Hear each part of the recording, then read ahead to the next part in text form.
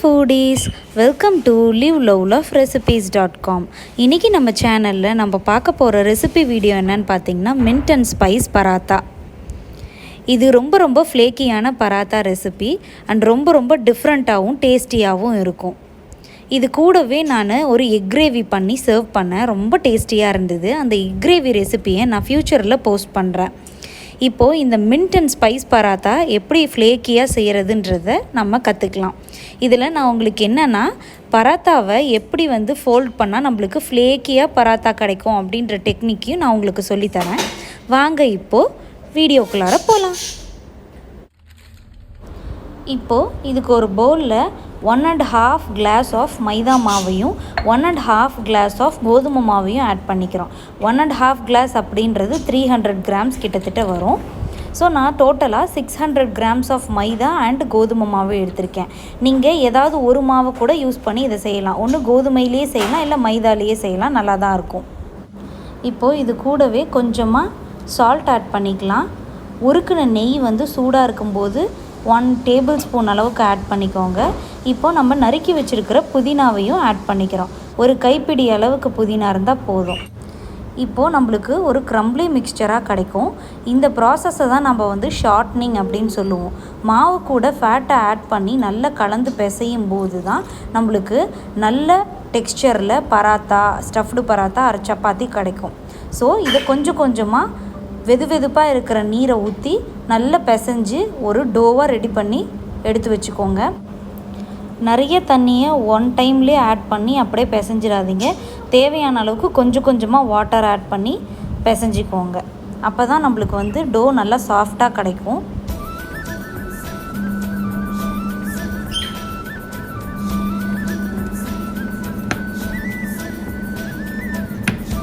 இப்போ பார்த்தீங்களா நம்ம டோ ஓரளவுக்கு ரெடி ஆகிடுச்சு.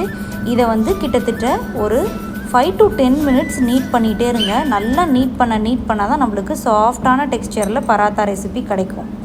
மேலே கொஞ்சமாக ஆயில் அப்ளை பண்ணிவிட்டு இதை ஒரு 1/2 an hour ரெஸ்ட் பண்ணிவிடுங்க. இப்போது இதுக்கு ஒரு ஸ்பைஸ் பவுடர் ரெடி பண்ணணும். அதுக்கு நம்ம ஒரு 1 டேபிள் ஸ்பூன் அளவுக்கு சோம்புத்தூள் ஆட் பண்ணிக்கலாம்.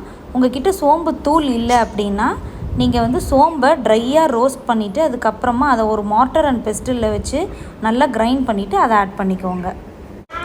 இப்போது இது கூடவே ஒரு 1 டேபிள் ஸ்பூன் அளவுக்கு சீரகத்தூளையும் ஆட் பண்ணிக்கோங்க.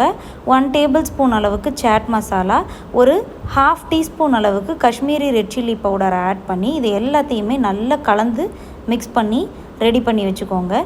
இதுதான் ஒரு இம்பார்ட்டண்ட்டான ஸ்பைஸ் பவுடர். இந்த ஸ்பைஸ் பவுடர் உங்களுக்கு நீங்கள் பராத்தாலாம் செஞ்சு முடித்ததுக்கப்புறம் மீந்து இருந்ததுன்னா அதை எடுத்து வைங்க. நான் ஃப்யூச்சரில் வர்ற ரெசிப்பியில் இந்த ஸ்பைஸ் பவுடரை ஆட் பண்ணி நான் உங்களுக்கு ஒரு ரெசிபி செஞ்சு காட்டுறேன்.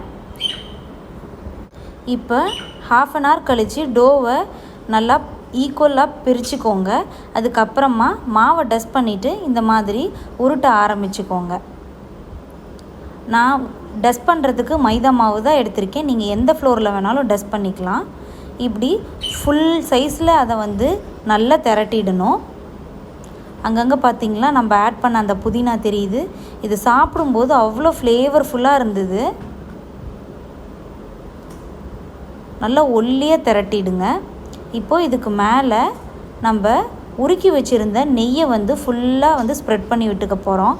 ஒரு ப்ரஷ்ஷில் அல்லது ஸ்பூனில் எதில் வேணாலும் நீங்கள் ஸ்ப்ரெட் பண்ணி விட்டுக்கலாம். பராத்தா ஃபுல்லாக ஸ்ப்ரெட் பண்ணி விட்டுட்டு நம்ம ரெடி பண்ணி வச்சுருந்தோம் இல்லையா ஒரு ஸ்பைஸ் பவுடர், அந்த ஸ்பைஸ் பவுடரை இது ஃபுல்லாக ஸ்ப்ரெட் பண்ணி விட்டுருங்க. எல்லா இடத்துலையும் படுற மாதிரி.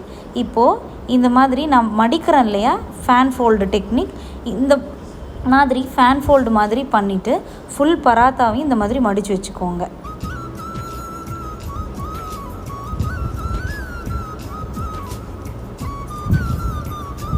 இப்போ இந்த மாதிரி நல்லா ஃபுல்லாக மடித்ததுக்கப்புறமா இதை அப்படியே மேலேருந்து உருட்டிக்கிட்டே வாங்க. ஃபோல்ட் பண்ணிக்கிட்டே ரவுண்ட் பண்ணிக்கிட்டே வந்திங்கன்னா நம்மளுக்கு ஒரு சூப்பரான பராத்தா மாதிரி கிடச்சிரும்.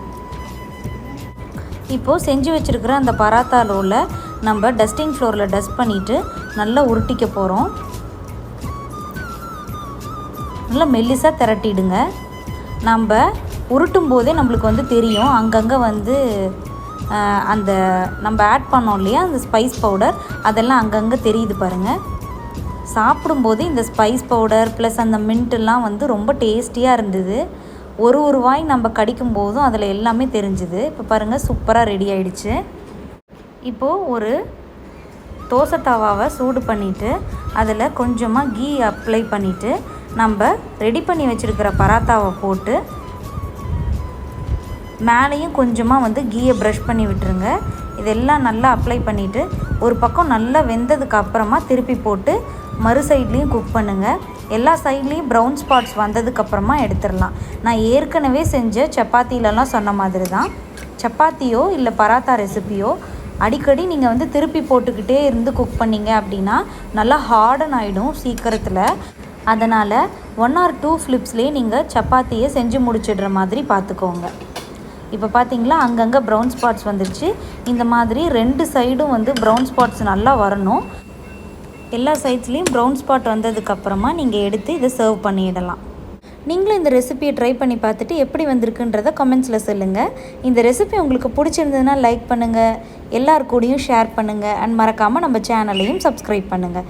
தேங்க்ஸ் ஃபார் வாட்சிங்.